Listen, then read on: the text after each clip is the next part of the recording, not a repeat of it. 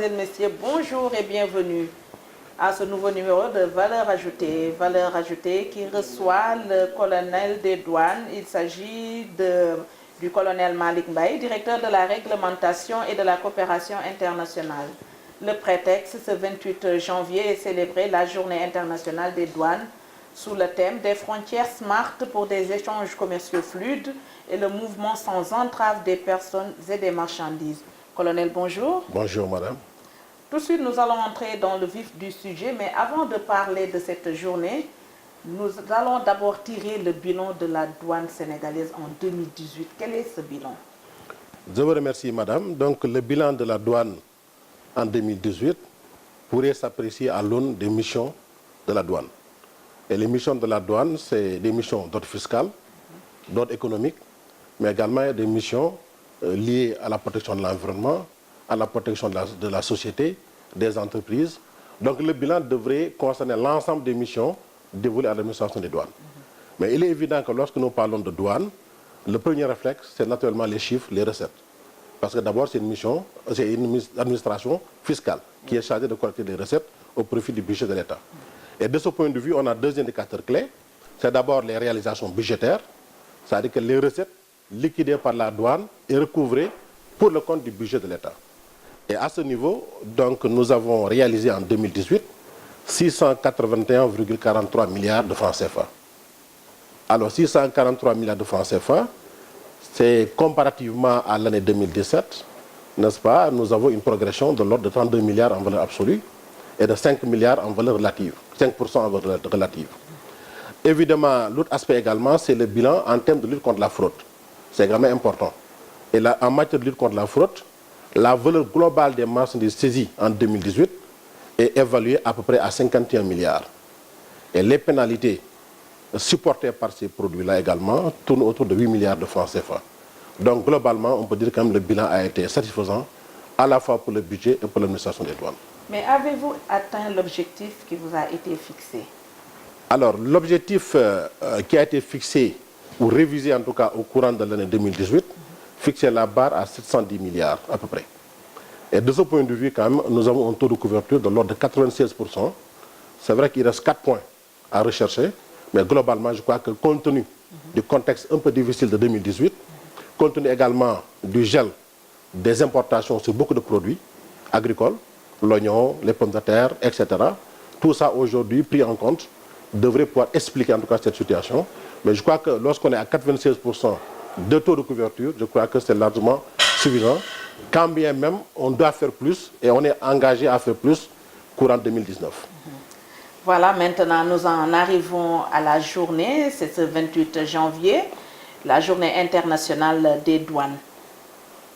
D'abord, quelle est l'importance de cette journée-là? C'est un symbole. C'est un symbole d'abord puisque c'est une journée qui est fêtée par toute la communauté douanière internationale, sous l'égide évidemment de l'Organisation mondiale des douanes.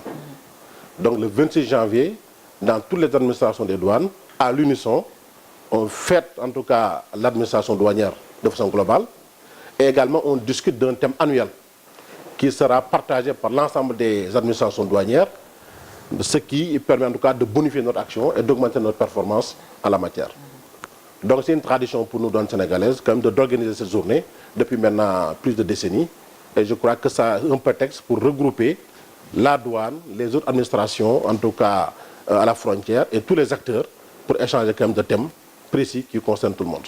On parle du thème des frontières smart pour des échanges commerciaux fluides et le mouvement sans entrave des personnes et des marchandises. Pourquoi ce thème?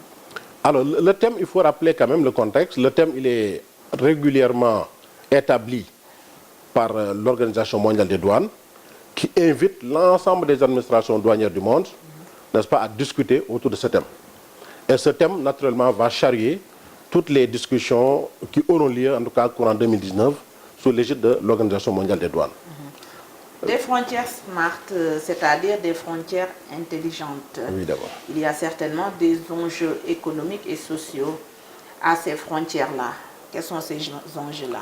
Alors, je crois qu'il est important peut-être de revenir un peu sur le thème, puisque la notion de smart, aujourd'hui, quand même, est en vogue dans le management public et même privé. Alors, lorsque nous parlons de frontières smart ou de frontières intelligentes, c'est à des fins, en tout cas, de fluidifier les échanges de marchandises et de personnes à la frontière. C'est ça la finalité. Alors, parler de frontières smart, il faut peut-être le comprendre dans l'optique, j'allais dire, de 5 piliers. Le premier pilier, c'est peut-être des frontières sécurisées. Donc, il y aura OS. C'est également des frontières adossées à des mesures de performance. Puisque lorsque l'administration des douanes déploie des mesures à l'attention des populations ou des opérateurs économiques, il est important à un moment donné d'évaluer justement ces mécanismes-là pour voir effectivement quels sont les goulots d'étranglement au besoin et d'apporter les mesures correctives nécessaires. Donc ça également, la mesure de la performance, c'est assez important dans une frontière intelligente. Le troisième pilier, c'est l'automatisation des procédures. C'est l'informatique douanière. Nous allons peut-être développer tout à l'heure l'importance en tout cas par rapport à ce point-là. Et le quatrième pilier de cette notion de smart, c'est la prise en compte de la gestion du risque ou l'analyse du risque. Puisqu'on ne peut pas à la frontière aujourd'hui ouvrir, vérifier physiquement l'ensemble des conteneurs ou des colis qui arrivent dans le pays. Naturellement, il faut une sélectivité dans les contrôles et ça, c'est l'analyse du risque qui nous permet de le faire. Nous avons également un dernier point, en tout cas pilier, qui est un peu relatif à l'utilisation de la technologie. Frontière smart, frontière intelligente, c'est naturellement une frontière où les contrôles se font par le biais en tout cas de moyens technologiques intelligents. 5 piliers, vous venez de les citer, la sécurité, la performance, la dématérialisation, la gestion du risque et les technologies de l'information et de la communication. Est-ce que les douanes sénégalaises sont prêtes aujourd'hui à bâtir des frontières smart? Alors, est-ce que nous sommes prêts? J'allais même dire que nous sommes déjà dans cette mouvance. Maintenant, il faut renforcer, puisque quand même les mécanismes sont toujours évalués, corrigés, en tout cas, et réorientés.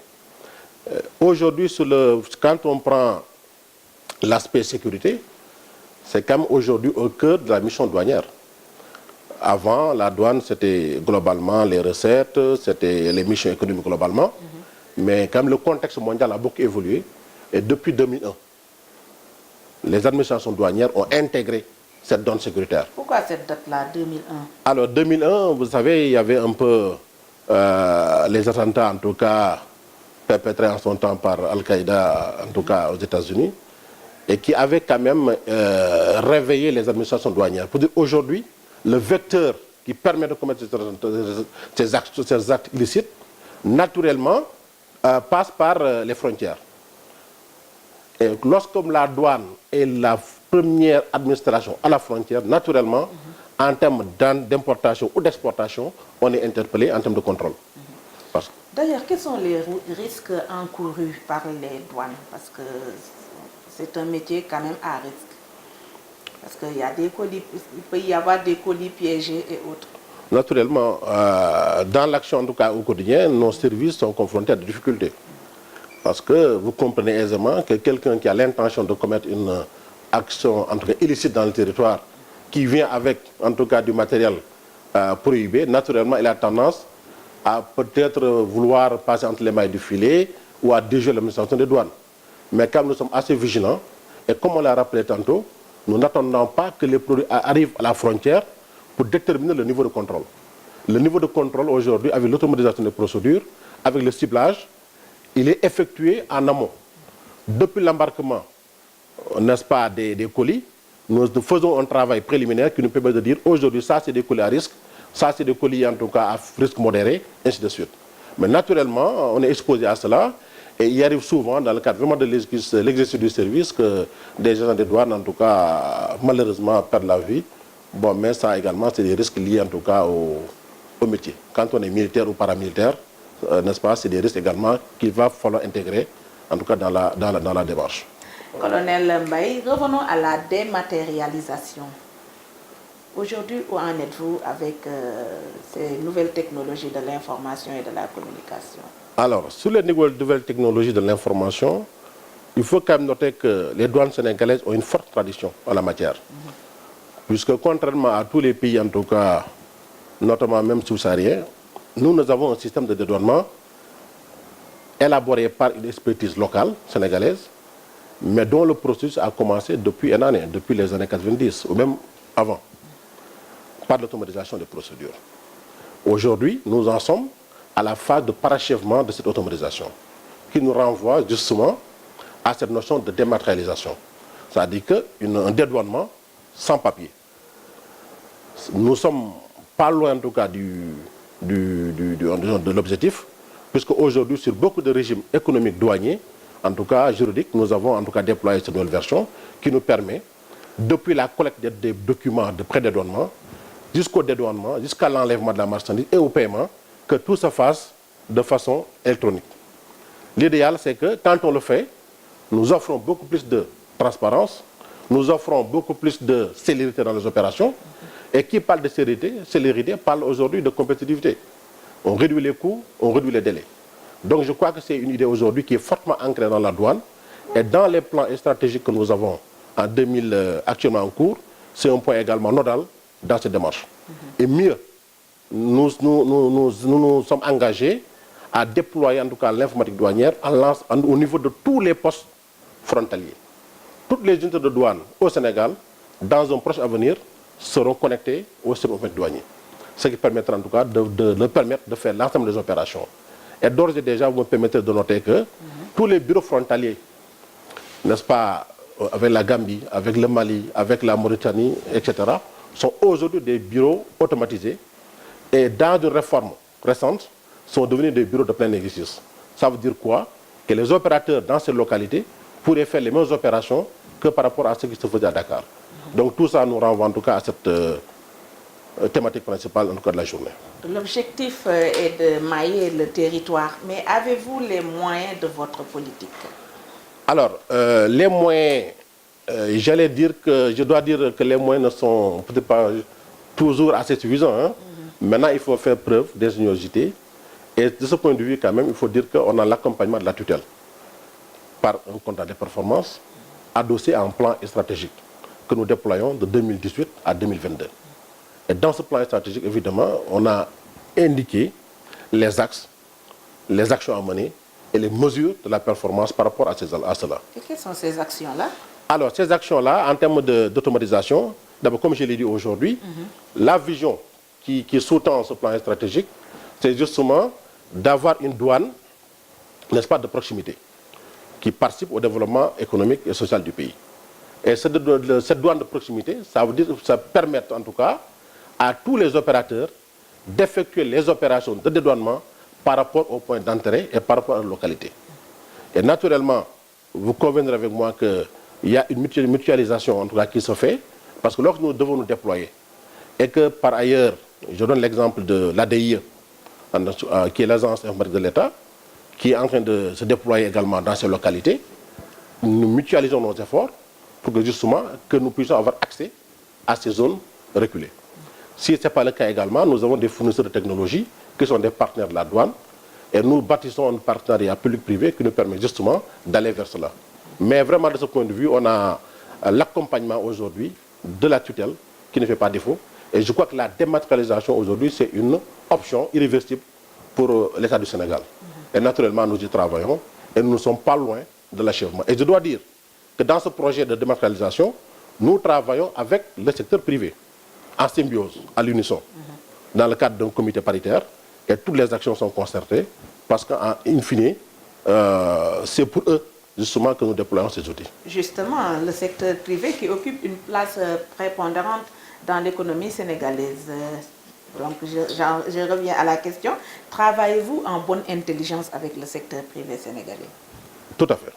Et je dois dire également que, d'un point de vue même institutionnel, les douanes sénégalaises, c'est l'une des rares administrations douanières, en tout cas dans la sous-région, qui a très tôt compris que le partenariat est la clé de réussite, en tout cas, de notre mission.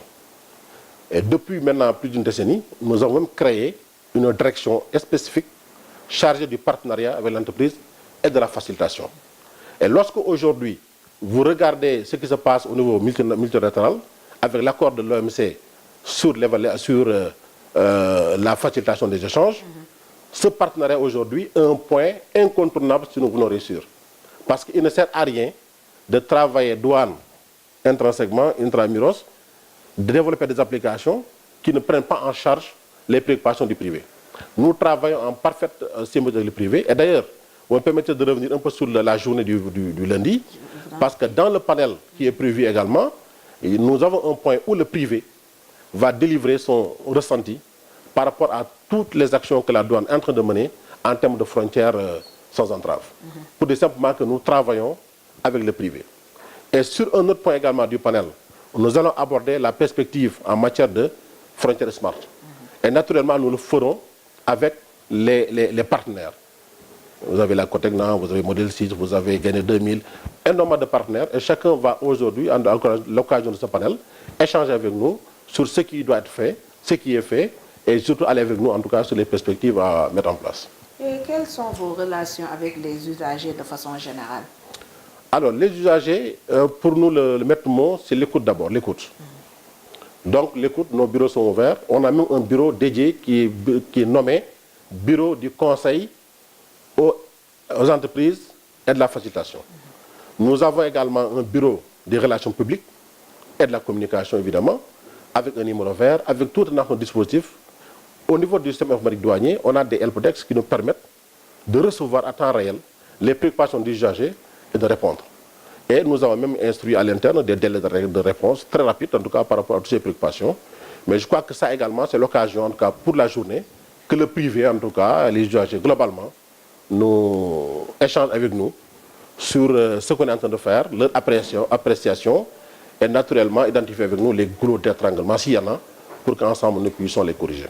Et quel est le niveau de coopération avec les pays de la sous-région et même du continent au moment où on parle du TEC CEDEAO, c'est-à-dire le tarif extérieur? Comment est la ZLECA, la zone de libre-échange continentale africaine? Alors, la coopération douanière internationale, elle est quand même au top aujourd'hui. Elle est vraiment appréciée et appréciable.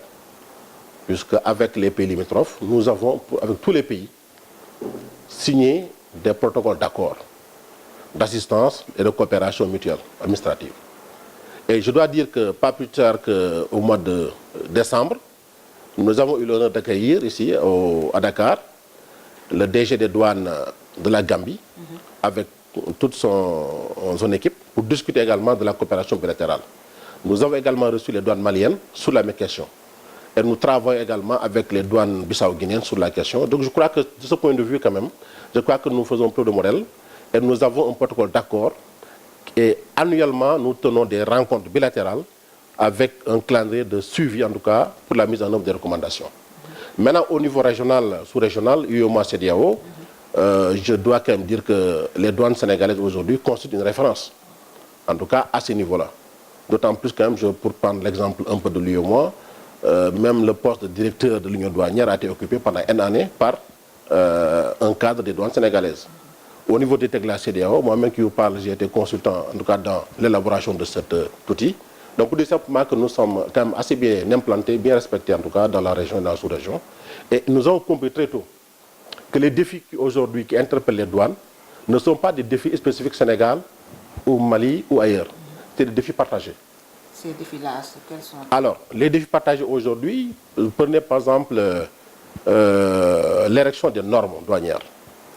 Lorsque aujourd'hui nous sommes dans une union douanière, UEMOA ou dans le TEC de la CEDEAO, naturellement nous devons avoir aujourd'hui une ceinture douanière commune.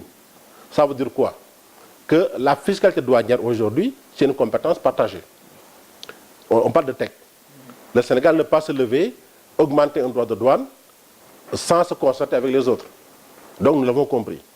Et même mieux, au niveau de la fiscalité intérieure, applicable au cordon douanier, la TVA de port du genre, on est également régi par des normes communautaires.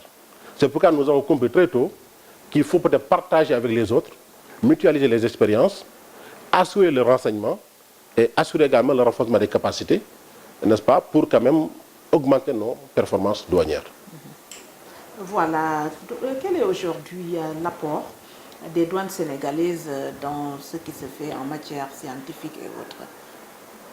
Alors, en matière scientifique, je dois dire que pour la réflexion purement douanière, quand même, nous avons une direction, une division même, j'allais dire, de l'orientation et de la prospective. Parce que nous avons compris très tôt, effectivement, qu'on a assez légiféré. Il est bon également de mener des études d'impact, n'est-ce pas, et d'avoir une démarche assez rationnelle, assez cohérente. Et ça, nous l'avons dans le top management de la douane. Vous avez une direction, une division qui ne s'occupe que de la prospective, justement pour anticiper sur les risques, anticiper sur les défis, n'est-ce pas. Et au niveau également donc, interne, avec les autres administrations également, je crois que nous jouons notre partition. Donc c'est assez important. Ça, je crois que de ce point de vue-là, quand même, le panel permettra aux uns et aux autres également de pouvoir donner leur point de vue sur la question. Parce que cette année-ci, nous avons voulu avoir un panel. Habituellement, c'est la douane qui venait, qui présentait en tout cas un thème. Alors, c'était une communication dans un sens, entre guillemets. Mais cette année-ci, on a dit, comme le thème est partagé, on parle de frontières intelligentes. Évidemment, la douane a son mot à dire. Tous les autres partenaires également doivent intervenir. Mais le panel, il est ouvert. Donc, on a la douane, on aura le secteur privé, on aura dans le cas des opérateurs de technologie qui vont également intervenir. Et mieux encore, sur l'aspect sécuritaire, on va intervenir avec nos autres collègues, en tout cas, des forces de défense et de sécurité à la frontière. N'est-ce pas, la police, la gendarmerie, pour voir dans quelle mesure on peut mutualiser et renforcer cette notion de nous appelons gestion coordonnée des frontières. Puisque la frontière aujourd'hui, elle doit être partagée, la gestion doit être coordonnée et concertée. D'ailleurs, quelles sont les relations entre vous et les forces de défense et de sécurité? Excellente. Je dois dire également que parce que nous travaillons dans la complémentarité. Et l'avantage de la douane, je le rappelle encore une fois, c'est que nous avons une présence stratégique au niveau des frontières. Partout où vous allez, dans les points d'entrée et de sortie, la douane est présente. Parce que c'est notre mission de contrôler les importations et les exportations. Importation, c'est tout ce qui franchit le cordon douanier pour le pays. Exportation, c'est tout ce qui sort du pays. Y compris également les personnes qui passent par les frontières. Comment aujourd'hui faire en sorte que qu'on contrôle suffisamment tout en facilitant. Donc c'est une question assez délicate que nous sommes en train de gérer avec les autres forces de défense et de sécurité. Parce que si la douane fait un contrôle à un point, 100 mètres après, c'est la police qui intervient, après c'est la gendarmerie, je crois que ça peut être ressenti pour l'usager comme en tout cas des contrôles, en tout cas, disons, redondants. C'est pourquoi nous avons estimé qu'il faut travailler ensemble et mutualiser nos moyens. Je donne un exemple. Nous avons des vedettes maritimes. Lorsque nous contrôlons les bâtiments en mer, nous travaillons naturellement avec la marine. Et nous avons, je dois le dire également, des protocoles d'accord spécifiques. Douane, armée, douane, sapeurs-pompiers, douane et les autres, parce qu'à un moment donné, on est obligé de travailler ensemble et de mutualiser nos compétences. Revenons à la journée, c'est ce 28 janvier. Comment va-t-elle se dérouler? Alors, pour la journée, nous avons prévu donc deux parties.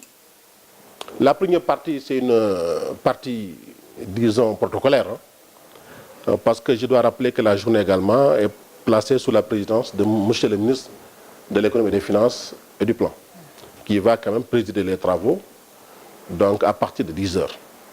Évidemment, la mise en place est prévue en tout cas à partir de 9 heures, donc mise en place terminée. Après cela, maintenant, évidemment, dans tout protocole ou cérémonial, militaire ou paramilitaire, il y a également une partie qui concerne les décorations. Puisque chez nous également, les décorations sont assez importantes. C'est une façon de stimuler en tout cas la performance des gens des douanes. Alors ça, nous le ferons. Après cela, maintenant, nous allons attaquer la deuxième partie qui concerne le panel proprement parlé. Le panel, c'est vraiment la partie scientifique. Et ce panel, le thème principal, c'est les frontières intelligentes ou smart, mais que nous avons décliné en sous-points. Et le premier point également, c'est peut-être la douane qui va faire l'état des lieux d'un point de vue douane smart, frontière smart. Qu'est-ce que la douane aujourd'hui met sur la table? Quelles sont les difficultés? Et puis on va partager avec les autres. Le deuxième sous-point va concerner la gestion coordonnée à la frontière, notamment en termes de facilitation des mouvements de personnes et de marchandises, que nous allons faire avec la police, la gendarmerie et nous-mêmes, pour voir dans quelle mesure cette gestion concertée pourrait en tout cas être bénéfique aux populations et aux usagers. Et nous avons également un autre point, là, ça, c'est nous donnons la parole au privé, secteur privé, qui va nous dire exactement, par rapport aux échanges commerciaux fluides, les expériences sénégalaises et tout, quel est leur point de vue? Est-ce qu'ils se retrouvent dans ce que nous faisons? Est-ce qu'ils ont des orientations, des suggestions à faire, que nous allons également intégrer dans la réflexion? Et en dernier lieu également, nous allons aborder la question des perspectives pour des frontières intelligentes, en rapport effectivement avec les partenaires techniques. Sans déflorer le sujet, parlez-nous de ces perspectives-là. Quelles sont les perspectives pour l'année 2019? Alors, les perspectives sur la notion de frontière smart, ça, je crois qu'on peut réserver la discussion, en tout cas, aux panélistes. Parce que, comme je l'ai dit également, nous sommes beaucoup plus dans une posture d'écoute avec les autres et de décliner ce que nous voulons faire. Mais ce que nous voulons faire, en résumé, c'est que nous voulons que l'informatique, que l'automatisation des procédures soit une réalité au niveau de tous les bureaux frontaliers. Aujourd'hui, quelqu'un qui a une marchandise vers Karang, Aïb, Ross, etc., doit pouvoir les déclarer, les dédouaner dans les mêmes conditions que s'il était à Dakar. Et nous voulons également que tous nos bureaux, en parlant de bureaux, de brigades, de postes, c'est l'ensemble des unités douanières, que toutes ces unités soient connectées au système informatique douanier pour que justement cette notion de frontière smart puisse guider nos actions en 2019. Et ça, c'est un engagement fort. En tout cas, maintenant, comment y aller? Quelles sont les contraintes? Quelles sont les collaborations, le partenariat à faire, à nouer avec les apporteurs de solutions technologiques? Mais tout ça, le panel va permettre de dégrossir. D'accord. Donc, le dernier mot? Alors, le dernier mot, c'est peut-être vraiment vous remercier, en tout cas de l'invitation. Et je crois que c'est des émissions, en tout cas, du genre qu'il va falloir peut-être renouveler. Mais l'un dans l'autre, c'est vraiment inviter tout le monde. Inviter tout le monde, les partenaires, les gens du service, les entrepreneurs, les entreprises, tout le monde. Parce que c'est le prétexte, c'est la douane, mais le contenu des discussions, c'est des frontières smart. Frontières smart, c'est peut-être pas pour la douane, mais c'est pour les autres. Parce que nous voulons aujourd'hui, dans l'optique, même de ce qui est décliné dans le référentiel national aujourd'hui, qui est le PSE, c'est justement aller vers la transformation structurelle de l'économie. Et en le faisant, naturellement, il faut augmenter la compétitivité des entreprises et nous pensons que ces frontières smart devraient nous permettre d'y aller aisément.